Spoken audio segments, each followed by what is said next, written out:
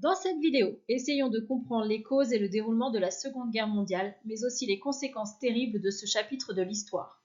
De l'apparition des dictatures aux actes de résistance des Français, en passant par l'utilisation de la bombe atomique, quelles blessures et ruptures ce conflit a-t-il laissé en sombre héritage? Premier zoom, les causes. En 1933, un régime autoritaire, raciste et violent se met en place en Allemagne avec l'arrivée au pouvoir du chef du parti nazi, Adolf Hitler. Pour se venger de l'humiliation subie par l'Allemagne avec le diktat qui lui a été imposé à la fin de la Première Guerre mondiale, Hitler prépare son pays à la guerre pour conquérir l'Europe et redonner à l'Empire allemand toute sa puissance. En 1939, l'Allemagne envahit la Pologne. La France et l'Angleterre déclarent alors la guerre à l'Allemagne. Deuxième zoom, le déroulement. Entre 1939 et 1942, l'Allemagne domine l'Europe, de nombreux territoires sont envahis et capitulent. Seuls les Anglais et les Soviétiques résistent à l'avancée allemande. En 1940, le nord de la France est envahi et le pays est obligé de capituler. En 1941, le Japon, allié de l'Allemagne, attaque la base américaine de Pearl Harbor et les États-Unis entrent alors dans le conflit aux côtés des Alliés. Le conflit devient mondial. Le gouvernement français, alors dirigé par le maréchal Pétain, collabore avec les nazis. La France se voit coupée en deux, une zone occupée par les Allemands au nord et une zone libre au sud gouvernée par le maréchal Pétain. L'appel à la résistance, depuis Londres, du général de Gaulle, le 18 juin 1940, permettra de préparer des opérations pour déjouer les plans allemands. À partir de 1942, les Alliés commencent à prendre le dessus. Le 6 juin 1944, les Américains, les Anglais et les Canadiens débarquent sur les plages de Normandie pour prêter main forte aux Alliés.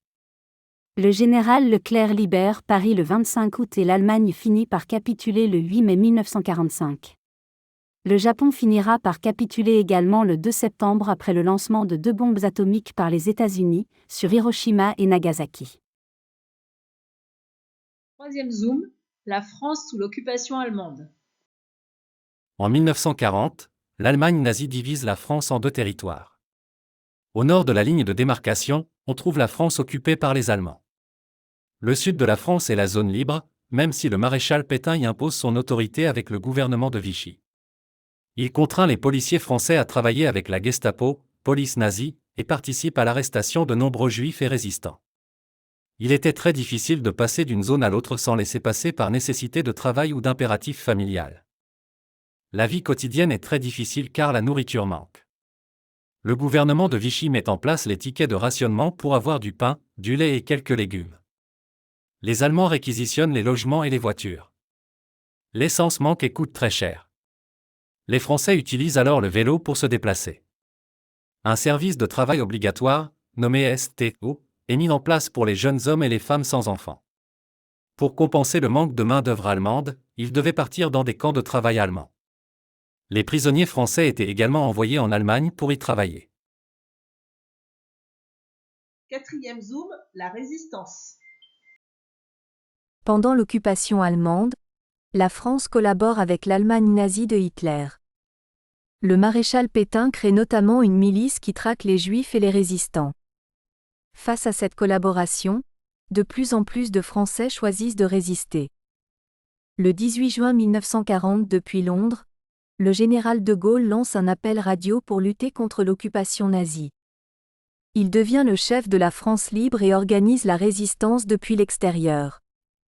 C'est Jean Moulin qui s'occupera de la résistance intérieure. Il sera malheureusement arrêté et torturé par la Gestapo en juillet 1943, et mourra sans avoir parlé. De nombreuses actions militaires sont organisées, espionnage, sabotage d'armes et de matériels allemands, mais également des actions civiles, diffusion de tracts, presse clandestine, fabrication de faux papiers pour sauver les Juifs. Malgré le risque de déportation et de mort, les résistants parviennent à montrer aux Français que la guerre n'est pas terminée. Cinquième zoom, les génocides. À la fin de la guerre, le monde entier découvre le génocide organisé par les nazis. Plus de 6 millions de juifs et 250 000 tziganes ont été tués dans ce qu'on appelle la Shoah, la catastrophe en hébreu. Le génocide, destruction méthodique d'un groupe humain, se déroule en 3 étapes, la mise à l'écart en interdisant l'accès à des lieux publics, à des métiers. Le port de l'étoile jaune était également obligatoire pour les Juifs qui devaient habiter dans des quartiers réservés qu'on appelait « ghettos ». La deuxième étape consistait à déporter les Juifs dans des camps de concentration où les plus faibles mouraient rapidement. La troisième étape, aussi appelée « solution finale », consistait à exterminer les Juifs dans des camps de la mort, où ils étaient tués dans des chambres à gaz, puis brûlés dans des fours crématoires. Les nazis persécutaient également les tziganes, les homosexuels, les handicapés et les opposants à leur régime politique. Afin de reconnaître ce moment dramatique de l'histoire, les Alliés ont mis en place après la guerre le procès de Nuremberg pour juger les responsables des génocides et ont inventé la notion de « crime contre l'humanité ». It's quiz time! Vérifions ta compréhension de la notion d'histoire d'aujourd'hui. Pour cela, des questions. Note tes réponses sur ton ardoise ou sur une feuille, les réponses en fin de vidéo. Question numéro 1. Comment se nomme le chef du parti nazi allemand?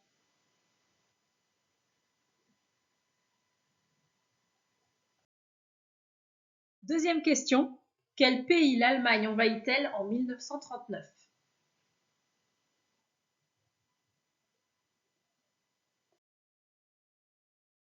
Question 3. Quelles sont les 2 seules nations qui résistent à l'avancée allemande?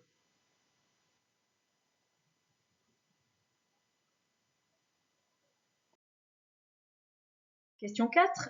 Quel pays s'allie à l'Allemagne en 1941?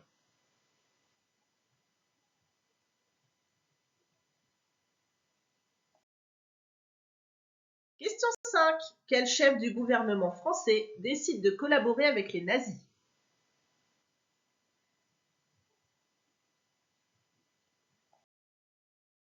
Sixième question.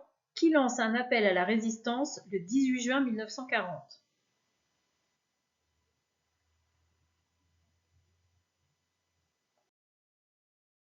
Septième question. Quelles sont les 3 principales nationalités qui débarquent en Normandie le 6 juin 1944?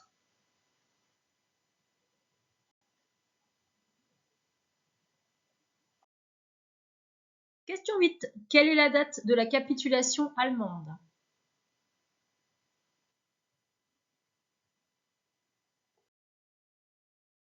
Neuvième question. Quelles sont les 2 villes sur lesquelles les États-Unis lancent des bombes atomiques?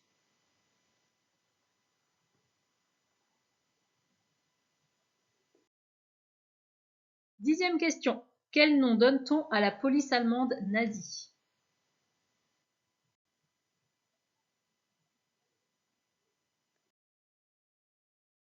Question numéro 11. Que met en place le gouvernement de Vichy pour que les civils puissent se nourrir?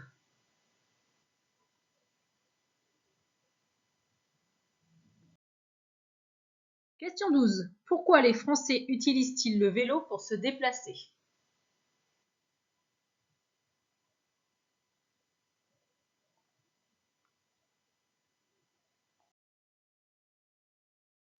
Question 13. Qu'est-ce qui est mis en place pour compenser le manque de main-d'œuvre allemande?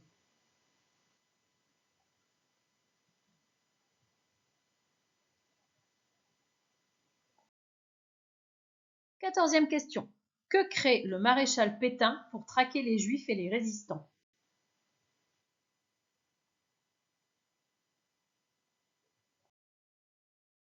Quinzième question.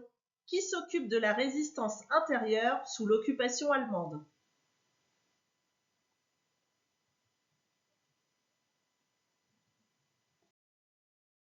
Question 16. Quels sont les 2 types d'actions organisées par les résistants?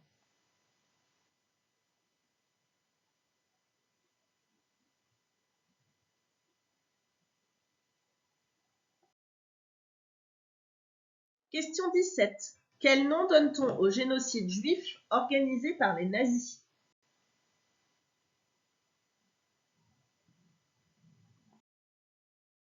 Question 18. Que devaient porter les Juifs?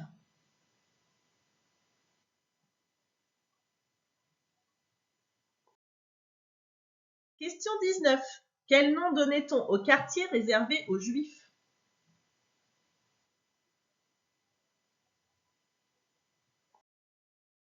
20e question. En quoi consistait la solution finale?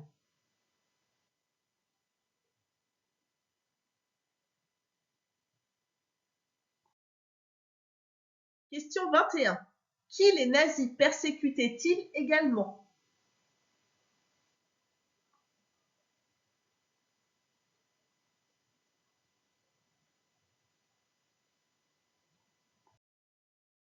Question 22. Qu'est-ce qui est mis en place après la guerre pour juger les responsables des génocides?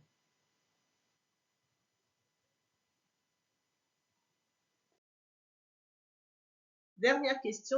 Quelle nouvelle notion dans la loi apparaît suite à cette partie dramatique de l'histoire?